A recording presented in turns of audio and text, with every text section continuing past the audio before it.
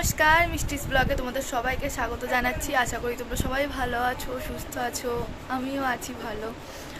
তো আমার না আজকে সকালবেলা থেকে এত শরীরটার মধ্যে খারাপ লাগছে, সকাল থেকে কোনো ব্লগই বানাইনি, কোনো ভিডিও করিনি। তো সকাল থেকে উঠতেই পারছিলাম না, মানে সকালবেলা যাও বা একটু ভালো লাগছিল, দুপুর থেকে তো মানে গা হাত পা প্রচণ্ড ব্যথা, জ্বর জ্বর আসছিল খুব। তো তারপরে পাপা আবার ওষুধ এনে দিয়েছে, এখন একটু ভালো লাগছে, গা হাত পা ভীষণই ব্যথা। আর মানে জ্বর আসার আগে ঠিক যেরকম হয় একদম ওরকম শরীরটা। তো ওই জ্বর মানে পুরোপুরি জ্বর আসার আগেই ওষুধ নিয়ে এসছে, না ওষুধটাও খাবো, কারণ বেশি বাড়াবাড়ি হয়ে গেলে তখন খুব সমস্যা হবে। তো পাপা ওষুধ নিয়ে এসছে, দিকে একটা চিড়ে ভাজারও প্যাকেট এনেছে, কারণ মুখে কিছু ভালো লাগছে না খেতে। চলো তোমরাও তাহলে ভিডিওটা দেখতে থাকো আর সাথে থাকো। আর আজকের ব্লগটা যদি ভালো লাগে অবশ্যই লাইক কমেন্ট শেয়ার করে দিও, আর যারা নতুন আছো চ্যানেলটা সাবস্ক্রাইব করে দিও। কোটোর মধ্যে ঢেলে নিয়েছি চিড়ে ভাজাগুলো। হ্যাঁ হ্যাঁ তুলবো। প্রচণ্ড মাথাও ধরেছে আর না কিচ্ছু ভালো লাগছে না খেতে।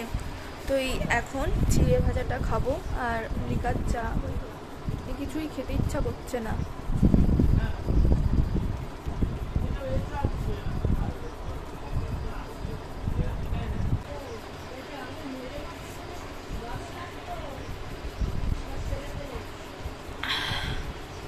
চাটা খেয়ে সব থেকে বেশি শান্তি লাগছে, তবে যদি আজকে আদা দিয়ে চা হতো না আরও ভালো লাগতো। এই যে এখন মা ময়দা মাখাচ্ছে, আজ রাতে আমাদের বাড়িতে হবে এগ রোল। তো মা ওইদিকে এখন হাই তুলছে আর ময়দা মাখাচ্ছে। মায়ের নাকি প্রচণ্ড ঘুম পাচ্ছে, ঠিকঠাক মতো নাকি ঘুম হচ্ছে না, বিকেল থেকেই বলছে আমার ঘুম পাচ্ছে। তো এখনও দেখি হাই তুলছে। এদিকে তো আমার শরীরটা আজকে বড্ডই খারাপ, তো আমি ভিডিও করে দিচ্ছি। আজকে আমি আর কিছুই করতে পারছি না, ভিডিওটাও করতে না ইচ্ছা করছে না, তবুও করছি একটু একটু করে। ঘরে গিয়ে বসছি আর একটু একটু করে ভিডিও করছি। হাতে পায়ে কোনো বলই নেই, মানে জোরই পাচ্ছি না, গা হাত পা তো প্রচণ্ড ব্যথা, জ্বর আসার আগে ঠিক যেরকম হয় ওই রকমই হয়েছে। আর এদিকে মা এখন রান্নাঘরে চলে এসে শসা কাটছে। ওদিকে তো ময়দাটা মাখিয়ে রেখে দিয়েছে, কিছুক্ষণ রাখলে ময়দাটা খুব ভালো মজে যাবে আর এতে পরোটাগুলোও খুব ভালো হবে। এই দেখো এদিকে মায়ের শসা, পেঁয়াজ, কাঁচা লঙ্কা, লেবু সব কাটা হয়ে গেছে, সুন্দর করে থালায় বলেছি সাজিয়ে রাখবে। আর এদিকে মায়ের ময়দাটা তো অনেকক্ষণ আগে মাখা হয়ে গেছে, এবারে মা পরোটাগুলো করবে। তবে তার আগে বাদামগুলোকে একটু ভেজে নিতে হবে। একদম শুকনো কড়াইতে বাদামগুলো দিয়ে দিয়েছি। পাপা একটু আগে বসে বসে ঘরের ভিতরে বাদামগুলো ছাড়াচ্ছিল। এই বাদামগুলো অনেক দিন আগেকার, সেই রথের মেলাতে মাসিমণি এনে দিয়েছিল। সেই বাদামগুলো এখনও খাওয়া হয়নি, তবে আজকে খেয়ে নিতে হবে, নাহলে আবার নষ্ট হয়ে যাবে। এদিকে আমার একটু শরীরটা আস্তে আস্তে ভালো লাগছে, তার কারণ একটু আগে আমি ওষুধ খেয়েছি। ওষুধ খাওয়ার পর আস্তে আস্তে গাটাও ঘামছে আর আমার হাত পা ব্যথাটাও একটু একটু করে কমছে। ওদিকে আমার বাদামটা ভাজা হয়ে গেছে আর এদিকে মা লেচি করে নিচ্ছে। আজকে যেহেতু রাতের বেলাতে এগরোল হবে, রাতের বেলাতে আর অন্য কোনো খাবার দাবার খাওয়া হবে না, মানে ভাত টাত কিছুই নেই। আর এগ রোলের এই পরোটাগুলোও না একটু মোটা মোটা করেই করেছে মা, কারণ আমি আর মা তো একটা খাবো, আর আমাদের এই একটা খেলেই পেট ভরে যায়, দুটো কিন্তু একদমই খেতে পারি না, দেড়খানাও খেতে পারি না। তো ভাই আর পাপা খাবে দুটো করে, যেহেতু রাতের বেলাতে ভাত খাওয়া হবে না সেই জন্য ওদের জন্য দুটো করে করবে, আর আমি আর মা একটা করেই খাবো, কারণ আমাদের পেটে দুটো ধরার মতো জায়গা নেই। এদিকে মাকে বলছি একটু তাকাও, ভিডিও করছি। তো যাই হোক, এদিকে মায়ের পরোটাটা বেলা হয়ে গেছে আর এবারে মা পরোটাগুলো ভেজে নেবে। তবে কিন্তু আমরা আগে ফ্রাইং প্যানের ভিতরে তেল দিইনি, প্রথমে পরোটা দিয়ে তারপরে এদিক ওদিক দু পিঠে একটু ভালো করে সেঁকে নিয়ে তারপরে একদমই সামান্য অল্প করে তেল দিয়ে পরোটাগুলোকে ভাজতে হবে। আর অন্যান্য দিন আমার মা কিন্তু লাচ্ছা পরোটার মতো করে এই পরোটাগুলো করে, ওগুলো খেতে কিন্তু আরও বেশি সুন্দর হয়। আজকে মায়েরও যেহেতু শরীরটা ভালো লাগছে না, সেই জন্য মা একদমই সিম্পল নর্মালভাবে করে দিচ্ছে। এদিকে সমস্ত পরোটা ভাজা হয়ে গেছে। আর এই পরোটাগুলো জানো তো, মানে চিকেন হলে চিকেন বা আলুর দম এসবের সাথে খুব ভালো লাগে।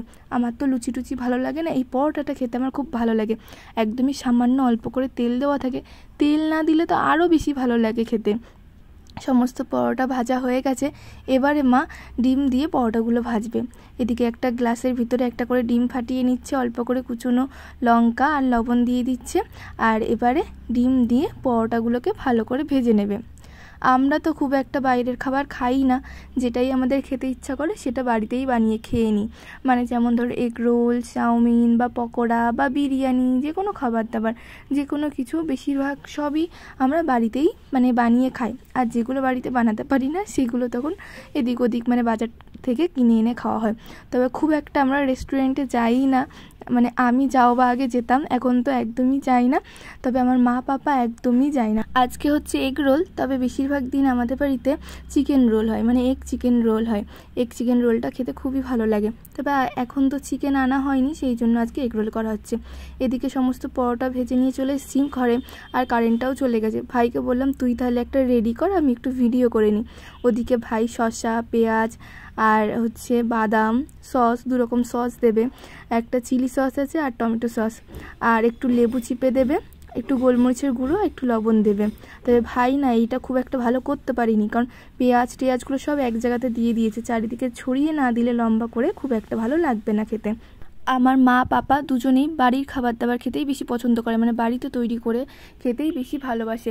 খুব একটা বাইরের খাবার খেতে পছন্দ করে না, মানে বাইরের রেস্টুরেন্টের খাবারগুলোই বাড়িতে তৈরি করে আর কি খেতে পছন্দ করে। এদিকে আমাদের মোটামুটি সবগুলো রেডি করে নেবো আমরা একবারে, তারপরেই ভাবছি খাবো। তবে প্রথমটা পাপাকে দেওয়া হবে। পাপা অনেকক্ষণ ধরে বসে রয়েছে, কারণ এদের পেট আর শুনছে না। পাপার আর ভাইয়ের অনেকক্ষণ ধরে বলছে যে খিদে পেয়ে গেছে, খিদে পেয়ে গেছে। আর এগুলো এখনই গরম গরম খেয়ে নিতে হবে, কারণ ঠান্ডা হয়ে গেলে একদমই ভালো লাগবে না তখন খেতে। আর তো সেই জন্য ভাই ওখানে ভাইয়েরটা আর পাপারটা রেডি করছে, আর এরপরে আমি আমারটা আর মায়েরটা করব। তারপরে আবার ভাই পাপারটা আর ভাইয়েরটা রেডি করবে, ওদের একটা করে খাওয়া হয়ে যাওয়ার পরে।